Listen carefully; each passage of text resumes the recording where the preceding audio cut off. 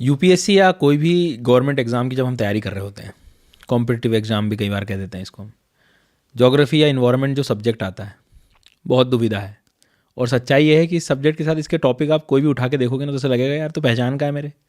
Reverse of India, mountains of India, global wind system, पवनों के प्रकार हिंदी में कह देते हैं कई बार, ओशन करेंट्स, समुद्र के बारे में पढ़ना, पहचान की जो भी चीज़ देखोगे ना दिमाग में बनेगा, समुद्र बन गया दिमाग में, आपके भी बन गया।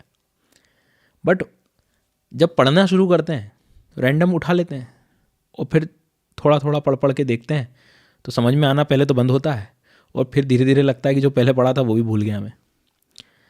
सच बताता हूँ, ज्योग्राफी यदि आप खुद करना चाह रहे हो, खुद से पढ़ना शुरू कर रहे हो, पहला काम है, एक यूनिट होती है, एक टॉपिक होता है ज्योग्राफी में, फिजिकल ज्योग्राफी, भौतिक भूगोल, वहाँ से शुरू करो।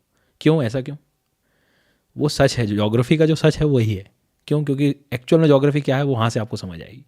ज्योग्राफी को जीना है ना, उसको पढ़ो, उससे कॉन्सेप्ट बनाओ, फिर जाओ वर्ल्ड मैप पढ़ने। वर्ल्ड मैप यहाँ चैनल्स पे मिल जाएगा मेरी, आपको देखो, उस कॉन्सेप्ट को वहाँ लगाओ। फिर आओ इंडियन ज्योग्राफी पे, फिर जियो इंडिया को देखो, इंडिया के माउंटेन्स, प्लेट्यूज, सारी चीज़ें, क्लाइमेट, एग्रीकल्चर, इकोनॉमी तक पहुँचोगे।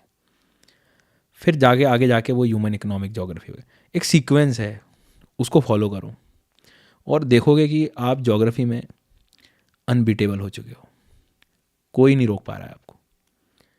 फॉलो करिए मुझे, मैं हूँ सुदर्शन गुर्जर।